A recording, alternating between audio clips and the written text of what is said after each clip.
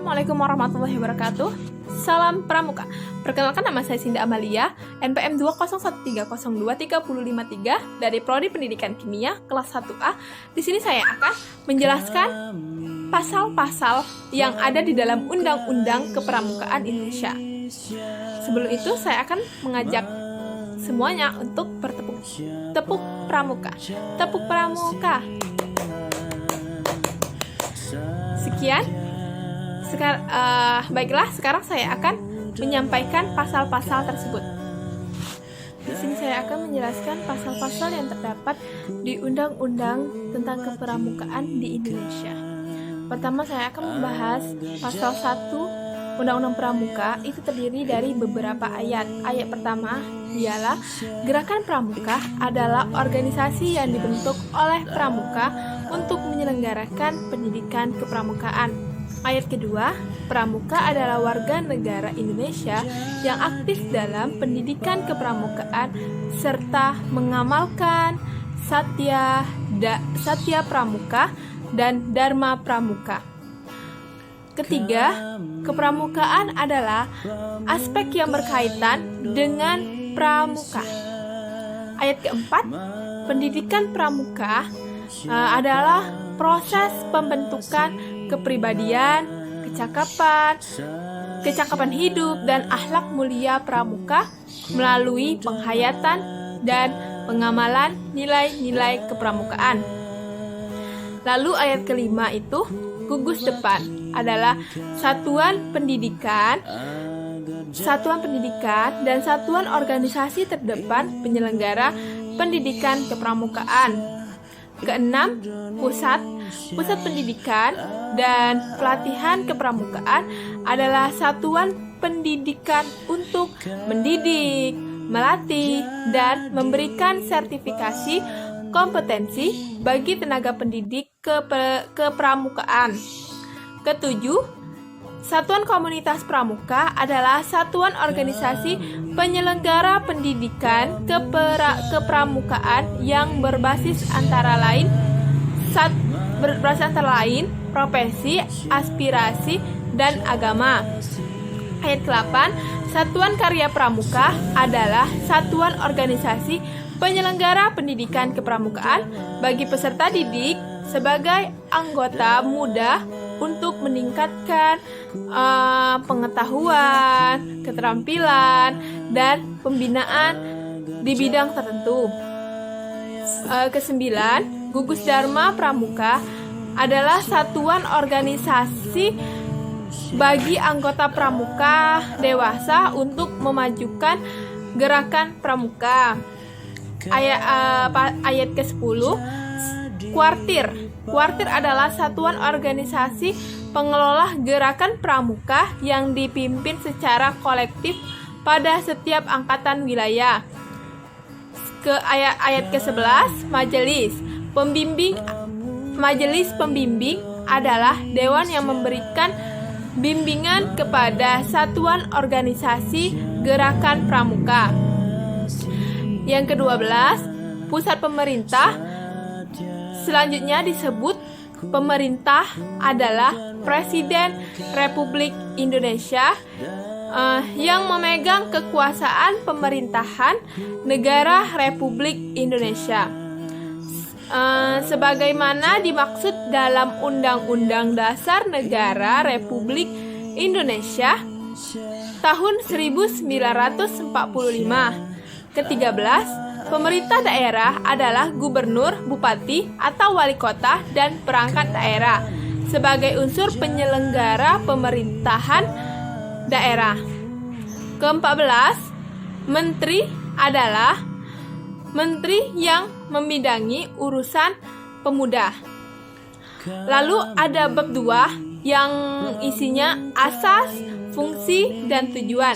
Bab 2 ini terdiri dari pasal-pasal antara lain pasal 2, yaitu Gerakan Pramuka berdasarkan Pancasila.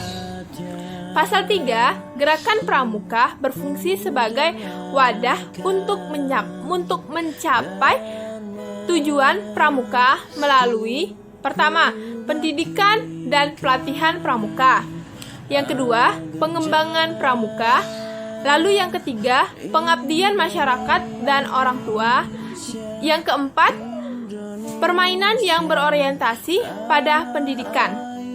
Kemudian pasal 4, yaitu gerakan pramuka bertujuan untuk membentuk setiap pramuka agar memiliki kepribadian yang beriman, bertakwa, berakhlak mulia, berjiwa patriotik, taat hukum, disiplin, menunjang tinggi nilai-nilai luhur bangsa, dan memiliki kecakapan hidup sebagai kader bangsa dalam menjaga dan membangun negara Kesatuan Republik Indonesia,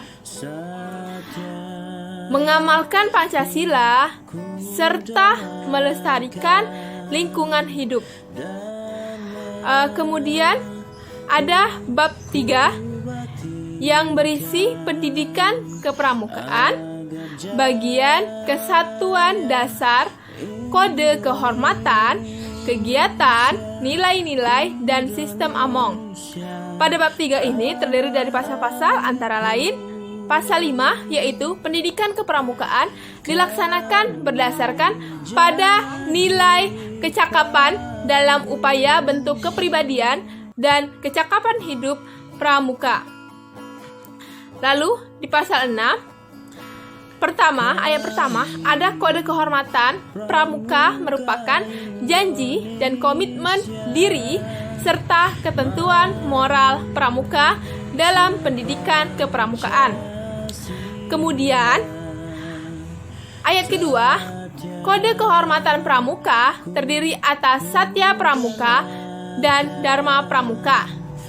Yang ketiga, kehormatan pramuka sebagaimana dimaksud pada ayat 2 dilaksanakan baik dalam kehidupan pribadi maupun bermasyarakat secara sukarela, ditaati demi kehormatan diri. Ayat keempat, Satya Pramuka sebagaimana dimaksud pada ayat kedua yang berbunyi, demi kehormatanku, aku berjanji akan bersungguh-sungguh menjalankan kewajibanku terhadap Tuhan Yang Maha Esa dan Negara Kesatuan Republik Indonesia, mengamalkan Pancasila, menolong sesama hidup, dan ikut serta membangun masyarakat menepati dasar Dharma Pramuka. Ayat kelima, Dharma Pramuka sebagaimana dimaksud pada ayat kedua yang berbunyi, dasar Dharma Pramuka itu 1. Takwa kepada Tuhan Yang Maha Esa. 2. Cinta alam dan kasih sayang sama manusia. 3. Patriot yang sopan dan kesatria. 4. Patuh dan suka bermusyawarah. 5.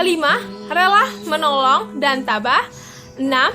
Rajin, terampil, dan gembira.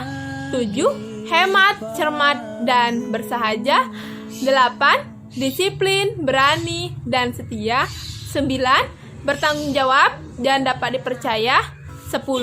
Suci dalam pikiran, perkataan, dan perbuatan.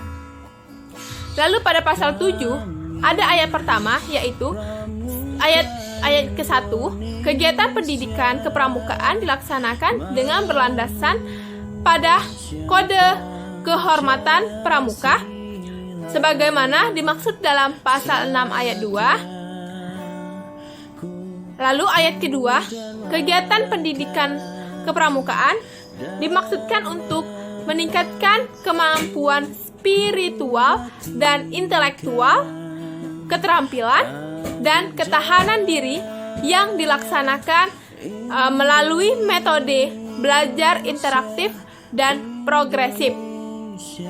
Ayat ketiga, metode belajar interaktif dan progresif sebagaimana dimaksud pada ayat 2 diwujudkan melalui interaksi pertama, pengalaman kode kehormatan pramuka.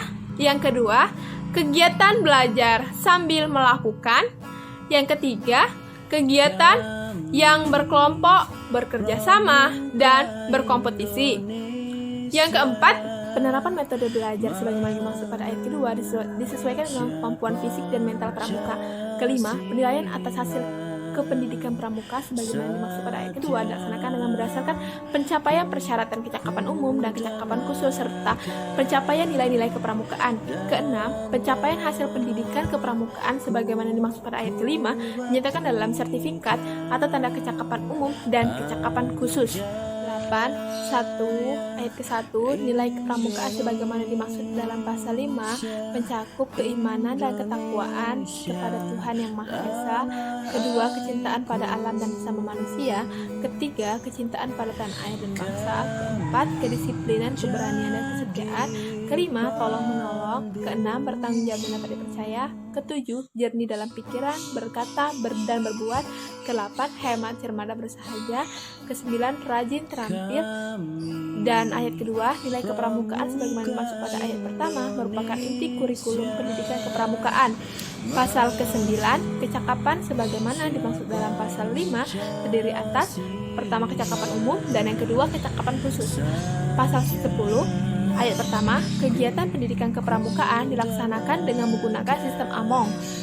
Ayat kedua, sistem Among merupakan proses pendidikan kepramukaan yang membentuk peserta agar berjiwa merdeka, disiplin, dan mandiri dalam hubungan timbal balik antara manusia. Ayat ketiga, sistem Among sebagaimana dimaksud pada ayat pertama dan ayat kedua dilaksanakan dengan menerapkan prinsip kepemimpinan.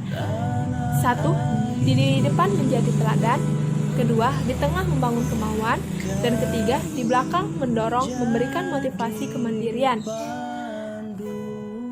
Lalu, ada bagian kedua, jalur dan jenjang, terdiri dari beberapa pasal.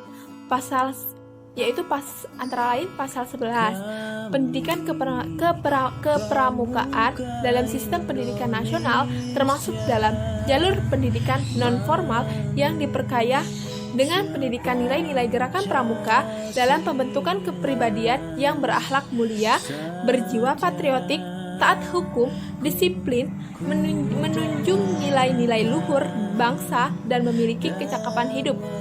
Lalu pasal 12, jenjang pendidikan kepramukaan terdiri dari beberapa jenjang pendidikan, antara lain pertama siaga, kedua penggalang, dan ketiga penegak, keempat pendega. Ada bagian ketiga, yaitu peserta didik, tenaga pendidik, dan kurikulum. Terdiri dari beberapa pasal, antara lain pasal 13 ayat pertama. Setiap warga negara Indonesia yang berusia 7 sampai 25 tahun berhak ikut sebagai peserta didik dalam pendidikan kepramukaan. Ayat kedua, peserta didik sebagaimana dimaksud pada ayat pertama terdiri atas pramuka siaga, pramuka penggalang, pramuka penegak, dan pramuka pendega. Ayat ketiga, peserta didik sebagaimana dimaksud pada ayat pertama dalam pendidikan kepramukaan disebut sebagai anggota muda. Pasal 14, tenaga pendidik dalam pendidikan kepramukaan terdiri atas pembina, pelatih, pamong, dan instruktur. Ayat kedua, tenaga pendidik sebagaimana dimaksud pada ayat pertama harus memenuhi persyaratan standar tenaga pendidik. Ketiga, tenaga pendidik sebagaimana dimaksud pada ayat pertama dalam pendidik kepramukaan disebut sebagai anggota dewasa. Pasal ke-15, kurikulum pendidikan kepramukaan yang mencakup aspek nilai sebagaimana dimaksud dalam pasal 8 ayat pertama dan kecakapan sebagaimana dimaksud dalam pasal 9 disusun sesuai dengan jenjang pendidikan kepramukaan dan harus memenuhi persyaratan standar kurikulum yang ditetapkan oleh Badan Standarisasi sesuai dengan ketentuan peraturan perundang-undangan. Lalu terdapat bagian keempat yang berisi satuan kependidikan kepramukaan. Pada bagian keempat ini terdapat pasal-pasal antara lain pasal 16, yaitu satuan pendidikan kepramukaan terdiri atas pertama, gugus depan, dan yang kedua, pusat pendidikan dan pelatihan. Lalu ada bagian kelima, yaitu evaluasi, akreditasi, dan sertifikasi. Terdiri dari beberapa pasal, yaitu antara lain pasal 17, ayat pertama. Evaluasi dilakukan dalam rangka pengendalian mutu pendidikan kepramukaan sebagai bentuk akuntabilitas penyelenggaraan pendidikan kepramukaan kepada pihak yang berkepentingan.